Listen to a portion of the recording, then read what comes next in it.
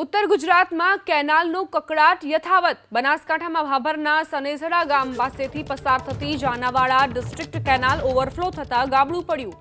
કેનાલમાં ગાબડું પડવાથી ખેડૂતોના 15 વીઘા ખેતરમાં ઉભેલા એરંડા, મકાઈ, ઘઉં અને રાયડાના પાકમાં પાણી ફરી વળ્યું। કેનાલમાં સાફ સફાઈ કર્યા વગર પાણી છોડાતા વારંવાર કેનાલોમાં ગાબડા પડતા હોવાનો ખેડૂતોનો આરોપ છે। તો ભાભરના સનસેડાથી પસાર થતી આ કેનાલમાં ગાબડું પડ્યું।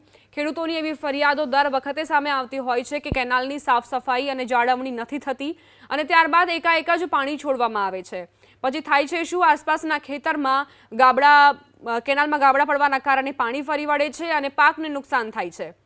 જ્યારે સમય હોય ત્યારે પાણી છોડાતું નથી, ખેડૂતોનો પાક બળી જાય છે અને જ્યારે પાક સારી રીતે ઉગતો હોય તે દરમિયાન આ પાણીના કારણે જ પાકને નુકસાની થાય છે। અમારા સંવાદદાતા વસંત જોડાઈ ગયા છે વધુ જાણકારી સાથે। વસંત, આ કેનાલનો કકળાટ હજુ પણ યથાવત, શું જાણકારી? બિલકુલ, જો વાત કરવામાં આવે તો સરહદીય વિસ્તારોમાં વારંવાર કેનાલ તૂટવાની જે સિલસિલો છે તે યથાવત જોવા મળી રહ્યો છે।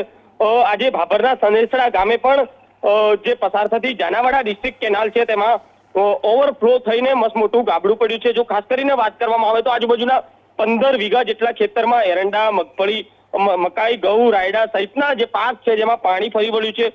ખેડૂતને ખાસું નુકસાન થયું છે, કારણ કે જે આ ગાબડું પડ્યું બાદ પાણીનો વેડફાટ થયો અને જે કેનાલ છે તે કેનાલ કાગળની જેમ ચીરાતા હાલ ખેતરો ભરાયા છે। ખાસ કરીને જો વાત કરવામાં આવે તો ખેડૂતોની માંગ છે કે અનેકવાર આ જે કોન્ટ્રાક્ટર અને અધિકારીની મિલીભગતના કારણે સાફ સફાઈ કર્યા વગર આ રીતે પાણી છોડવામાં આવતું હોય છે, જેના કારણે જ આ ગાબડા પડતા હોય છે। આભાર વસંત, જાણકારી માટે।